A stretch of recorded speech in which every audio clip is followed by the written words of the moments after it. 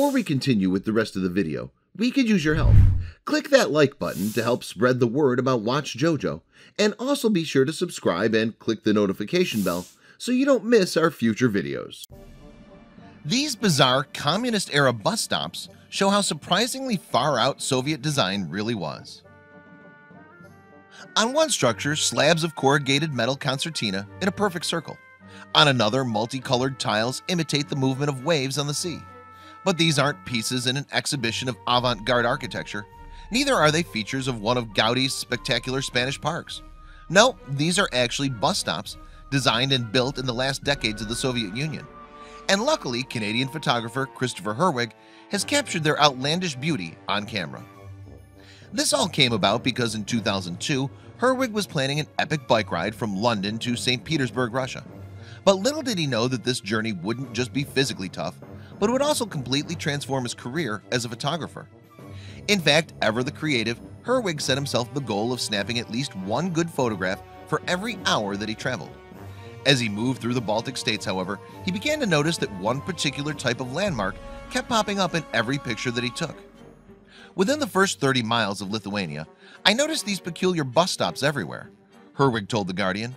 Indeed, as he cycled further east, he noticed that the designs of the bus stops were actually becoming more and more exuberant. So what started as a cycling trip quickly turned into an obsessive quest to document the quirky, forgotten bus stops of the ex-Eastern Bloc states. And it turned out to be a pretty long quest too. That's because, incredibly, Herwig would spend the next 12 years photographing these charmingly odd structures. He traveled over 18,000 miles in the process too. He didn't do it all on his bicycle though. In fact, he journeyed by bike, taxi, and local public transport, transversing no fewer than 14 former Soviet Union countries and traveling as far as Tajikistan, Kyrgyzstan, and Turkmenistan. It wasn't all plain sailing, however. In many of the areas, for instance, the locals were suspicious of Herwig's motives. As he explained to Medium, they could only think that I was trying to show their country in a negative light, as many of the bus stops are in bad shape and used as toilet by passers-by. Things got noticeably less friendly as Herwig traveled through Abkhazia, a disputed region bordering Georgia. In fact, while there, a taxi driver threatened to make him an appointment with a militia firing squad if he didn't cough up $20,000. Yeah, they freak out about pictures over there, Herwig wryly told the Daily Mail.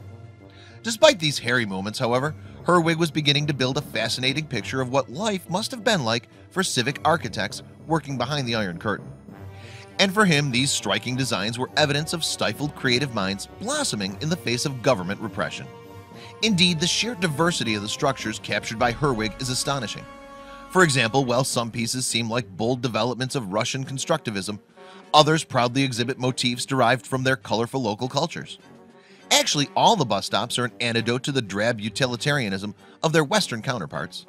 But were these stylistic subversions the fruits of creative minds working outside the remit of Soviet authoritarianism? Or were they, like much USSR architecture, simply the product of centralized planning? Well, the answer, it seems, is that these fascinating constructions were a little bit of both.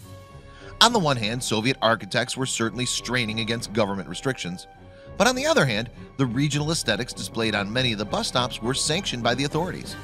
And as you can see, this often resulted in an intriguing mixture of whimsical, folksy ornateness and austere, near brutalist rigor.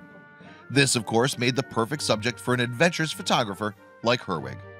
In fact, Herwig became so consumed in his bus stop project that he eventually decided to turn it into a book. As a result, Soviet Bus Stops was published in 2014, and it became something of a success. In fact, as well as photographs, the book contains comments from some of the architects who actually designed the shelters. Interestingly, their words often reflect tensions between government control, individual creativity, and populist appeal. One such architect was Professor Konstantinas Jakovlevas Matekis, who oversaw road design in Lithuania during the 1960s.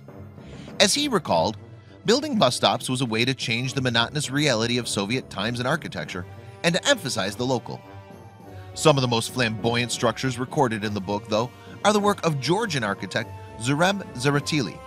His multicolored marine-themed creations stud the landscape around the coastal town of Pitsunda, and they must have brightened up many a communist commute. Indeed, Zaratili himself was especially passionate about the role architecture should play in public life. In fact, he proclaimed that bus stops should be monumental art in space. And although his roofless designs are wholly impractical, the architect has defended his work. He explained, "It's their problem. I as an artist do everything artistically." Now, thanks to Herwig's obsessive work, people are finally becoming aware of the strange beauty of these odd structures. And one such person is maverick English cultural critic Jonathan Meades, who also contributed a foreword to Soviet bus stops. "The norm is wild going on savage," Meades wrote of the bus stops. He also compared the Soviet structures to the experimental follies built by 18th century architects, praising the bus shelters' bombast as well as their contemporary use as meeting places for local people. Please don't forget to share this video with your friends below.